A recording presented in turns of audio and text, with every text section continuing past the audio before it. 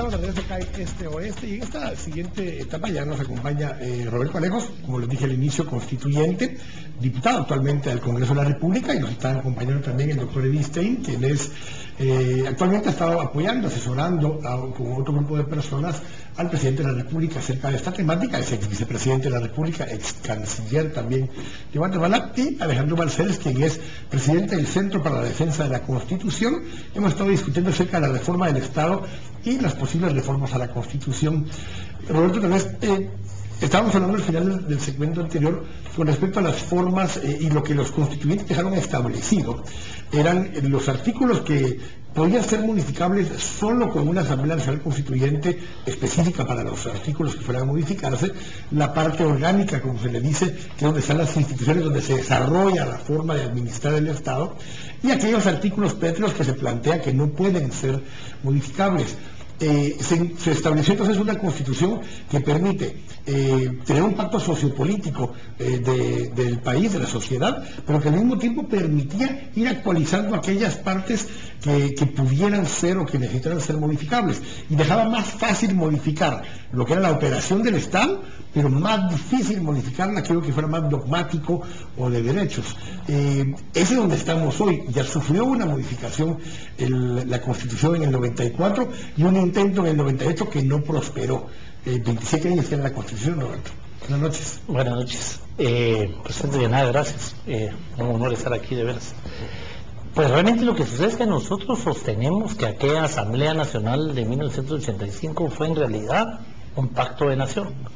Y precisamente porque ningún partido político tenía mayoría en aquel entonces, ningún partido político estaba gobernando, no había campaña electoral, ni siquiera sabíamos si iba a haber campaña en el corto plazo.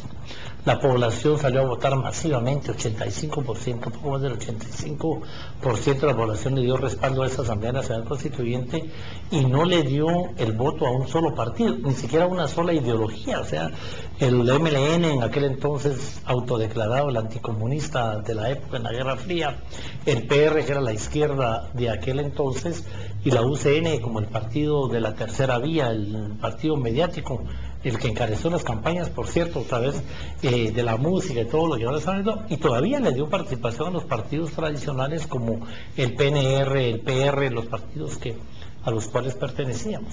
Hubo necesidad que hubo 3 copresidentes. No llegó a haber mayoría. Hubo necesidad de ponernos de acuerdo y llegar a un verdadero pacto de nación hasta en eso.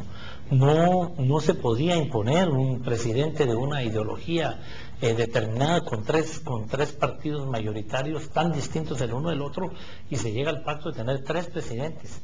Era un tema simpaticísimo, cada mes se cambiaban hasta de oficina con todo y escritorios, pero la constituyente se manejó muy bien dentro de ese pacto de gobernabilidad y dentro de esa búsqueda de acuerdos. Hace poco uno de los constituyentes se peleaba conmigo diciendo que el tema de un congreso de puertas abiertas me lo robé de la constituyente, que realmente fue una constituyente de puertas abiertas. Se escuchó a todos los sectores, cada uno de los artículos fue motivo de un consenso, de diálogo, fue un tema largo, y ahí es donde, digamos, se toma la decisión que esa parte, con ese enfoque, esa carga fuerte en materia de derechos humanos, es una constitución que por primera vez empieza hablando de la persona y no del Estado, que ese era un tema que había que proteger.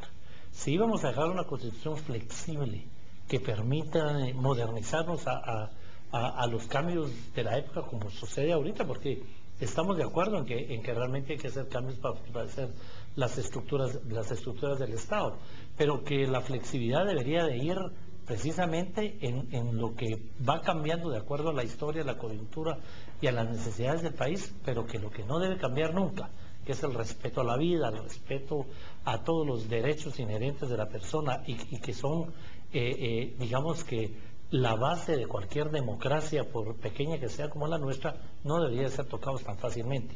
Los artículos no quieren peto, sino que sí permite una modificación. Sí permite una modificación, pero tiene que ser a través de una Asamblea Nacional específica.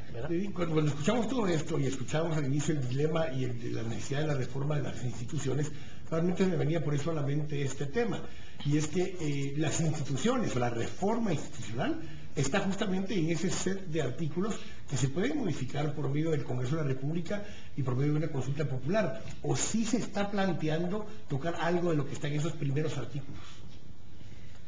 hasta donde hemos conversado, en realidad la tendencia de las reformas parece ir más bien a la parte orgánica, no a la parte dogmática, y por lo tanto siempre dentro del marco de lo que la propia Constitución establece, se buscaría una reforma por la vía del Congreso de la República sometida a una consulta popular, ¿no? Es una decisión tomada definitivamente, pero yo quisiera volver a enfatizar lo del principio.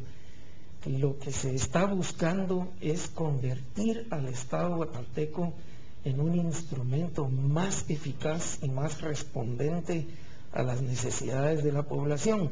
Si en alguno de esos elementos que se buscan fortalecer hay necesidad de tocar el texto constitucional, bueno, imagino que los constitucionalistas redactarán para el presidente las propuestas del caso.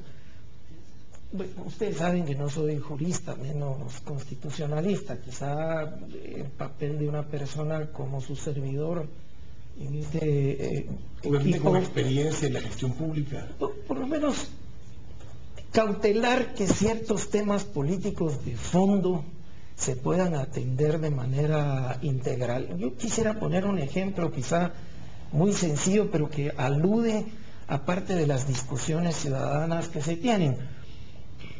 Guatemala tiene un serio problema de atención en justicia. Somos 334 municipios, solo 70 tienen presencia del Ministerio Público, solo 20 tienen presencia de la Defensoría Pública Penal. Bueno, cualquiera diría, pero para resolver eso es cuestión de plata. Dele más dinero al organismo judicial, poblen el país a nivel de todos los municipios de la presencia institucional que se requiere y se acabó. Pero no es así. El sistema de tribunales tiene una forma de ser supervisado tal que, como en otros países en donde han ocurrido temas similares, los magistrados de la Corte Suprema son los responsables, que en un tiempo corto terminan de ser magistrados, vuelven a ser jueces y por lo tanto, como decimos popularmente, entre bomberos no se machucan las mangueras. Es muy difícil que exista un régimen de sanciones estricto hacia los jueces que no cumplan con sus funciones. Bueno, pero de eso deriva justamente cosas como lo de Silvia de León, que ocurre esta semana, cuando la Corte toma una decisión, un grupo de jueces respalda porque se ven reflejados en un espejo. Bueno, el presidente de SEDECOM en el sector anterior mencionaba una propuesta hecha por las dos universidades y por ACIES al Congreso, en donde se anotan precisamente las reformas al sistema de justicia que fortalecerían una justicia pronta y cumplida para la ciudadanía. Esas sí son reformas que algunos de nosotros, pues yo como miembro de ACIES no solo las avalo y las respaldo, sino además creo que son en efecto pertinentes y están en sintonía con hacer avanzar el diseño del Estado guatemalteco en sus servicios para que la población pueda tener acceso. Eso que estamos hablando es de la parte orgánica, o sea, sería poder modificar la estructura y las funciones que tienen los magistrados dentro de lo que es esa parte de la Constitución. Claro, yo creo que nadie va a decir, no he oído por lo menos que nadie lo diga, que esté en contra de una reforma sustantiva del sistema judicial. El sistema judicial no puede seguir funcionando así. No podemos tener magistrados que cada 5 años pierdan su investidura de magistrados y tengan que ir a peregrinaje a la 9ª Avenida al Congreso para ver si son reelectos. Definitivamente eso ha sido un error.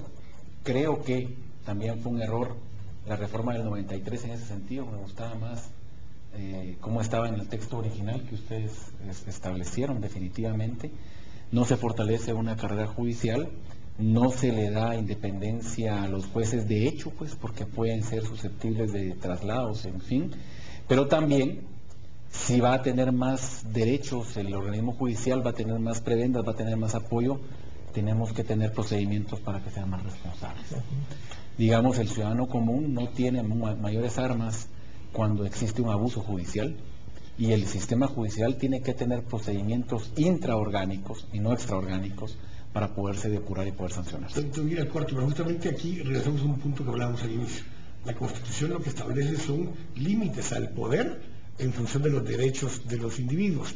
Y en este caso estamos viendo cómo le damos más fuerza al poder para poder llevar a cabo ciertas acciones. Ese balance es el punto de equilibrio. Pero están correlacionadas. Mientras Claro. mejor tengamos un sistema de control, mejor va a ser nuestra libertad, porque precisamente nos Y vamos a asegurarnos poder un defender. debido proceso y esos procedimientos. Tengo que ir al corte. Estamos acá en Este Oeste. Un momento.